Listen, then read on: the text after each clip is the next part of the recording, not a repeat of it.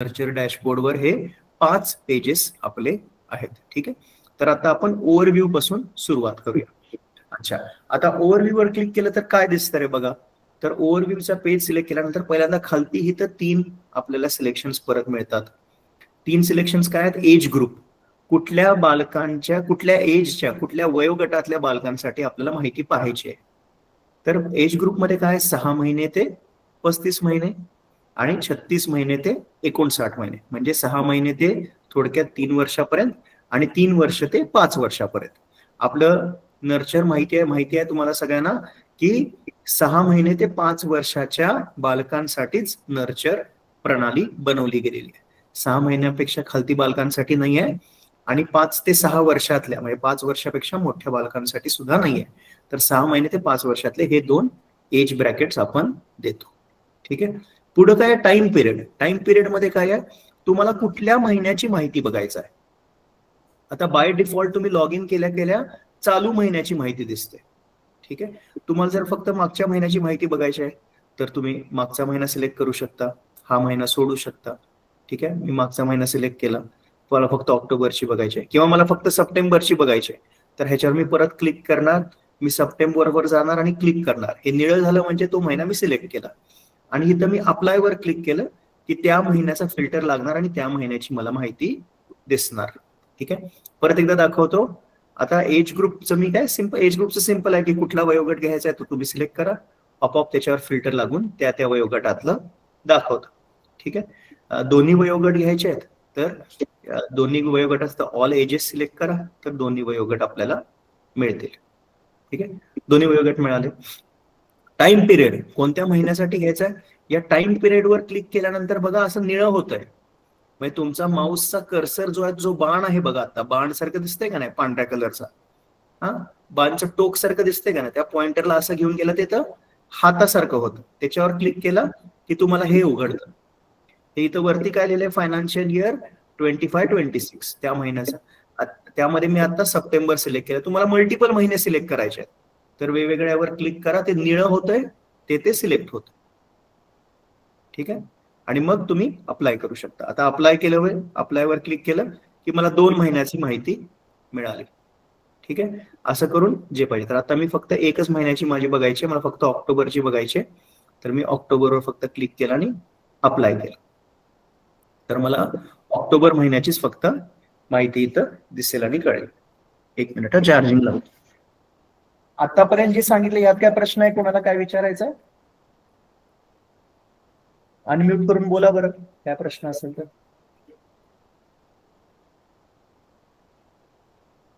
Sir, हा बोला.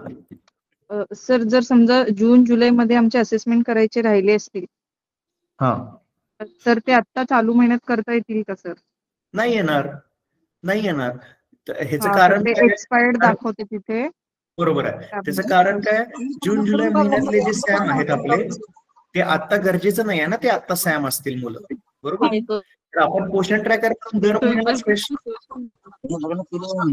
Mute करा आपण स्वतःला, सगळ्यांनी म्यूटवर राहा,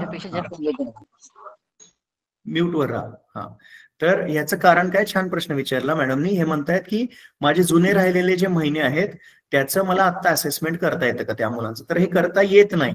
ह्याचं कारण काय आहे, सॅम मुलं जे जुने असतील ते त्या महिन्यात आपल्या सुपरवायझरनी व्हिजिट करून असेसमेंट म्हणजे तपासणी करणं अपेक्षित आहे. जर त्या मुलांची व्हिजिट झाली नाहीये तर ते मुलं सॅम मधनं बाहेर आले असतील किंवा त्यांचं श्रेणी बदलली असेल किंवा ते दुसरीकडे एनआरसीला ऍडमिट झाले असतील, तर त्यामुळं फ्रेश सॅम आपण दर महिन्याला घेतो, पोषण ट्रॅकर मधून फ्रेश डाटा घेतो.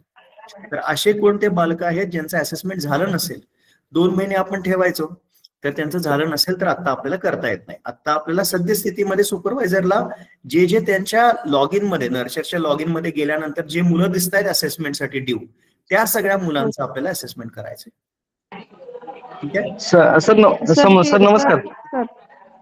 1 मिनिट, नवीन प्रश्न घेण्याआधी ह्यांचा प्रश्न संपला का बघूया आपण. हा बोला. पण ते जे मागील राहिलेले आहेत ना ते एक्सपायर्ड दाखवतात सर, मग ते याच्यामध्ये टोटल मध्ये काउंट करतात ना सर ते? हो बरोबर. तर एक्सपायर्ड म्हणजे काय की त्याचं केस एक्सपायरी झाली, त्याची भरपूर दिवस तपासणी न झाल्यामुळं ते बाळ आपण काढून टाकलं, कारण का आपण नर्सरीमध्ये काय करतो, पोषण ट्रॅकर मधून दर महिन्याला त्याच बालकांचं परत वजन उंची घेतला असणार. जर ते बाळ तरी पुढच्या महिन्यात सुद्धा किंवा त्याच्या पुढच्या महिन्यात सुद्धा सॅम राहिला असेल तर त्या महिन्याच्या नर्सरीमध्ये येणार, आपल्याला त्या महिन्याच्या नर्सरीच्या असेसमेंट मध्ये येणार आणि तेव्हा आपण त्यांचं तपासणी करू शकतो. Okay sir, thank you. ठीक आहे. आता एक मिनिट, आता आपण थोडंसं आणखीन समजून घेऊया, मग 5-10 मिनिटांनंतर मी परत तुम्हाला वेळ देतो प्रश्नासाठी. ओके, पुढे जाऊया आपण. तर हे झालं एज ग्रुपचं मी सांगितलं तुम्हाला, टाइम पिरियडचं मी सांगितलं, आणि तिसरं आहे जॉग्रफी. जॉग्रफी म्हणजे काय? जॉग्रफीवर तुम्ही असा क्लिक केला तर इथं दिसतं बघा, all, rural, urban, tribal, rural plus tribal. इथं स्टेट आहे, स्टेटचं लॉग इन मध्ये, त्यामुळे इथं स्टेट मला सिलेक्ट करायचं, महाराष्ट्राचं बाय डिफॉल्ट आहे. मला एखाद्या स्पेसिफिक जिल्ह्याचं बघायचं आहे, ठीक आहे, तर तुम्ही जिल्हा घेऊ शकतो. समजा मला फक्त धुळ्याचं बघायचं आहे, तर धुळ्यावर क्लिक केलं मी आणि अप्लाय केलं तर मला धुळे जिल्हा दिसेल. धुळ्या जिल्ह्याचं काय स्टेटस आहे, तर धुळ्याचे सगळे तालुके दिसतील, बरोबर. तसं मला फक्त एखादा दुसरा तालुका बघायचा आहे, दुसरा जिल्हा बघायचा आहे, तर मी जो जिल्हा सिलेक्ट करेन त्याच्यावर अप्लाय केलं की मला इथं त्या जिल्ह्याचा मॅप आणि त्या जिल्ह्याची माहिती मिळेल. ठीक आहे. खरं जर समजा मला एखादा प्रोजेक्ट बघायचा आहे, मी एक जिल्हा निवडला, समजा मी गडचिरोली, आणि गडचिरोलीचा एखादा मला प्रोजेक्ट बघायचा आहे, समजा चामोर्शी. मी चामोर्शीवर क्लिक केलं तर मला गडचिरोली आणि चामोर्शी हे दोन्ही दिसत आहेत. ठीक आहे. त्याच्यावर अप्लायवर क्लिक केलं तर मला असं दिसतं. ठीक आहे. तर तुमच्या ह्याच्यामध्ये स्टेट नसणार आहे, डिस्ट्रिक्ट पण तुमची एकच तुमची दिसणार आहे. तुम्हाला ब्लॉक सिलेक्ट करता येईल आणि तुम्हाला तुमचा प्रोजेक्ट सिलेक्ट करता येईल. ठीक आहे. तर अशा प्रकारे, जसं मला कोल्हापूरमध्ये जायचं आहे, कोल्हापूरचा एक प्रोजेक्ट घेतला मी, समजा कोल्हापूर मला असं दिसतं. ओके. आपण पुढे जाऊन आता जे ब्लॉक वाईज मॅप आहेत ते आपण प्रोजेक्ट वाईज मॅप तयार करत आहोत. अजून प्रोसेसमध्ये आहे प्रोजेक्ट वाईज तयार करायचा नकाशा. तर तो नकाशा झाल्यानंतर आणखीन तुम्हाला सोयीचं पडेल, म्हणजे तालुका दिसण्याच्या ऐवजी प्रोजेक्ट वाईजच नकाशा बनेल. ओके. तर आता हे वरचे झाले हे 3 मुद्दे, age group selection, time selection, geography selection. त्याच्या खालती येऊया आपण. आता ह्याच्या खालती काय आहे? इथं मॅप आहे, नकाशा आहे. जे पण इंडिकेटर आपण सिलेक्ट केलेले आहेत ते नकाशावर दाखवत आहेत. आता इथे डाव्या बाजूला बघा, इथे चिल्ड्रन विथ सॅम, एकूण राज्यात सॅम मुलांची संख्या कोणत्या ह्या टाइम पिरियड साठी, आणि इथं जर मी फिल्टर लावलं. अच्छा, फिल्टर मध्ये आणखीन काय आहे? समजा मला फक्त अर्बन बघायचं आहे, फक्त मला अर्बनचा आढावा घ्यायचा आहे. मी फक्त अर्बन सिलेक्ट करणार आणि अर्बन मधले मला सॅम दिसतात. तर अर्बन मधले सॅम कुठल्या जिल्ह्यात जास्त आहेत? पुण्यात जास्त आहेत, मुंबईमध्ये जास्त आहेत. ह्याच्यावर मी माझा कर्सर घेऊन गेलो की मला आकडे दिसतात. कुठल्या नंदुरबार मध्ये अर्बन नाहीच आहे, त्यामुळे 0 दिसतंय. ठीक आहे. असं मला प्रत्येक जिल्ह्याच्या अर्बन मध्ये किती आहेत हे दिसत आहेत. ठीक आहे. आता फक्त मला डीपीओचा आढावा घ्यायचा, तर रुरल प्लस ट्रायबल मी सिलेक्ट करणार आणि अप्लाय करणार. तर हे मला फक्त डीपीओचं झालं, म्हणजे अर्बन जे सॅम मी काढून टाकले समजा जिल्ह्यातून. फार वेळा असं होतं, डीपीओचा आढावा घेत असताना ते म्हणतात अर्बन आमचं काम करत नाही, अर्बनचा आढावा घेत असताना म्हणतात रुरल मध्ये थोडेसे आमचे जास्त आकडे आहेत वगैरे वगैरे. तर हे आपल्याला सेपरेटली दिसतंय आता की बाबा अर्बन मध्ये किती आहेत, रुरल मध्ये किती आहेत, कुठे किती, इंडिकेटर प्रमाणे काय आकडे आहेत. तर हे कळलं. आता हे सेमच मला तालुका वाईज बघायचं आहे. तर जिल्ह्याच्या शेजारी ब्लॉक लिहिले ना, ह्याच्यावर मी क्लिक केलो तर पूर्ण माझा नकाशा तालुका वाईज होतोय. म्हणजे पूर्ण महाराष्ट्रात आहे बघा, हा वरती आहे अकर्णी, म्हणजे धडगाव तालुका सगळ्यात जास्त सॅम केसेस आहेत, 311 केसेस इथंच आहेत आपले. त्यानंतर साक्रीमध्ये आहेत जास्त, अक्कलकुवामध्ये आहेत, इकडे बघा गंगापूरमध्ये आहेत, या साईडला हा जिंतूर आहे तालुका, त्यात आहेत, असं दिसतं मला. ठीक आहे. तर इथं मी इंडिकेटर कोणता घेतलाय आता? Children with Sam. हे तालुका वाईज मला दिसतं. सेम तुमच्या डिस्ट्रिक्ट मध्ये पण आता डिस्ट्रिक्ट तालुका वाईज दिसणार. पुढे जाऊन पुढच्या व्हर्जन मध्ये आपण जेव्हा पुढे जाऊ तेव्हा आपण बीटचे पण नकाशे बनवण्याचा प्लॅन केलाय. थोडा वेळ लागेल त्याला, खरं एकदा ते पूर्ण झालं की तुम्हाला त्याचा पण उपयोग होईल, की बीटच्या नकाशावर तुम्हाला मॅप दिसेल. ओके. अच्छा, आता बघा, आता ओव्हरव्ह्यू पेजवर आहे आपण. ह्या साईडला काय आहे? डाव्या साईडला वेगवेगळे इंडिकेटर आहेत. चिल्ड्रन विथ सॅम एक इंडिकेटर आहे. चिल्ड्रन विथ सॅम म्हणजे काय? पोषण ट्रॅकर मधून 6 महिने ते 5 वर्षातले एकूण सॅम ऑक्टोबर महिन्यात किती आले होते राज्याचे, ते 5550 असा आकडा आला होता. ठीक आहे. तो इंडिकेटर मी सिलेक्ट केलाय. तर ह्या इंडिकेटरचा तिथं नकाशा दिसतो आणि ह्या साईडला काय दिसतं? मला जिल्हे दिसतात की सगळे जिल्हे कसे आहेत. मला टॉप 10 बघायचे आहेत.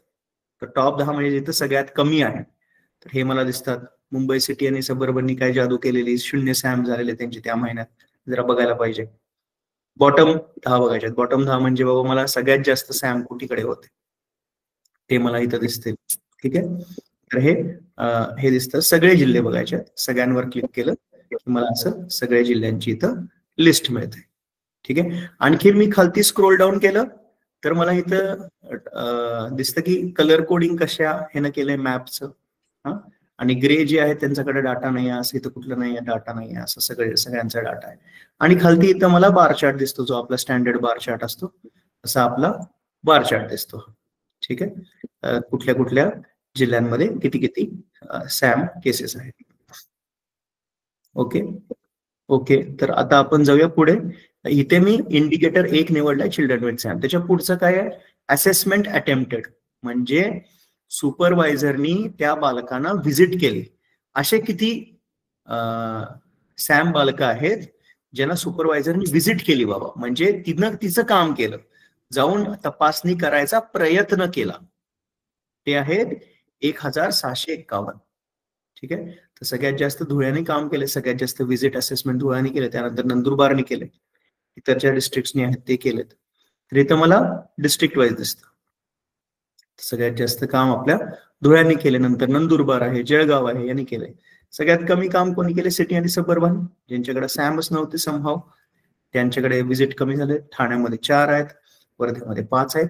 हे असेसमेंट अटेम्प्टेड म्हणजे काय, कोणी असेसमेंट अटेम्प्ट केला म्हणजे प्रयत्न केला बाबा, जाऊन व्हिजिट केली बाळाला. आता बाळाला व्हिजिट केली तर 2 गोष्टी होऊ शकतात, एक तर ते बाळ मिळेल किंवा बाळ मिळणार नाही. म्हणजे बाळ गावात नसेल, बाहेर गेलेलं आहे, काय अडचणीस्तव त्याचं असेसमेंट करता नाही आलं. तर त्याच्या पुढचा आपला इंडिकेटर आहे चिल्ड्रन असेस्ड, म्हणजे असे मुलं ज्यांचं ऍक्च्युअल असेसमेंट झालं ते 1500 आहेत. म्हणजे 100 मुलांचा फरक आहे. 100 हे यातून असेसमेंट अटेम्प्टेड आणि असेस्ड मध्ये 100 मुलांचा का फरक आहे, कारण का हे असे 100 मुलं आहेत जे गेल्यानंतर सुपरवायझरने व्हिजिट केली तेव्हा मुलं नव्हते तिथं. आठवतंय का तुम्हाला, तुम्ही सर्व जेव्हा नर्चर भरायला घेता तेव्हा तिथं काय विचारतं, बाळ अंगणवाडीत होतं का किंवा बाळाचं असेसमेंट झालं का. तर नाही म्हणतो आपण काही वेळेला, आणि नाही म्हणण्याचं आपण कारण सांगतो, मायग्रेट झालंय बाळ, घरी नाही आहे, ठीक आहे, किंवा आणखीन काय अडचण आहे ते आपण तिथे टाकतो. तर ते तशी नसतानाच ज्या मुलांचं असेसमेंट झालंय, म्हणजे ज्या मुलांचं वजन उंची घेऊ शकली सुपरवायझर, तपासू शकली, ते आहेत 1500.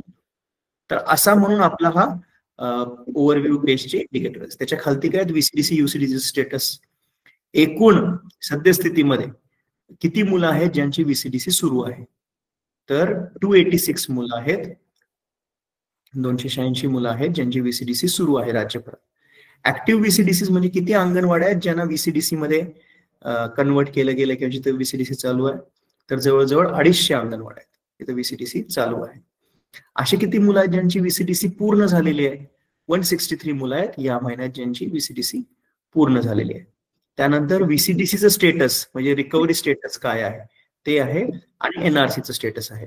आता आपली सिच्युएशन अशी आहे की भरपूर साऱ्या सुपरवायझर्सनी असेसमेंट पूर्ण केलं नाहीये किंवा असेसमेंट पूर्ण करून थांबले आहेत. त्याच्या पुढचे स्टेप्स जे आहेत त्याच्यामध्ये व्हीसीडीसीला पाठवणं असेल, एनआरसीला पाठवणं असेल, व्हीसीडीसी एनआरसी मध्ये एनरोलमेंट ऍडमिशन करून घेणं असेल, त्यानंतर त्यांची ट्रीटमेंटचं स्टेटस काय आहे ते असेल, ते अजून सुपरवायझरनी भरलं नाहीये.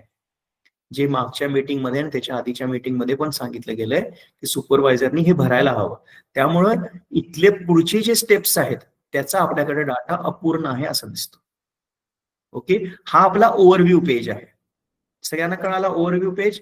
आता ह्या ओव्हरव्ह्यू पेज मध्ये काय प्रश्न असेल किंवा आतापर्यंत जे सांगितलंय मी त्याच्यामध्ये काय शंका असेल तर विचारा बरं. मी एक 5 मिनिटं देतो तुम्हाला, अनम्यूट करून विचारा एक एक जण. सर हा बोला. सर, जेव्हा सुपरवायझर व्हिजिटला जाते तिथे व्हिजिटला गेल्यानंतर ती फॅमिली तिथे नसते, म्हणजे स्थलांतरित झालेलं आहे आणि त्यांनी नर्चर मध्ये पण स्थलांतर दाखवलेलं आहे, पण ते स्थलांतर केल्यानंतर 90 डेज पर्यंत ती लाभार्थी दाखवते, सॅम लाभार्थी तिथे. सर नाही, स्थलांतर झाल्यानंतर आपण काय म्हणतो तिथं की असेसमेंट पेंडिंग म्हणून जातं आपलं. म्हणजे काय, असं होऊ शकते ना, ते आत्ता स्थलांतरित झालंय आणि 1 महिन्यानंतर परत येईल, 20 दिवसानंतर परत येईल, असं पण होऊ शकतं. त्यामुळे आपण ते असेसमेंट पेंडिंग मध्ये जातो, म्हणजे तिथं आपण टाकताना टाकतो की असेसमेंट पूर्ण झालं. खरं जर हे बाळ आपल्याला फक्त खात्रीपूर्वक परत हे बाळ जेव्हा परत येतं घरी तेव्हा त्याचं जाऊन तपासणी करायला पाहिजे, त्यामुळे आपण ते पेंडिंग मध्ये ठेवतो. Okay sir.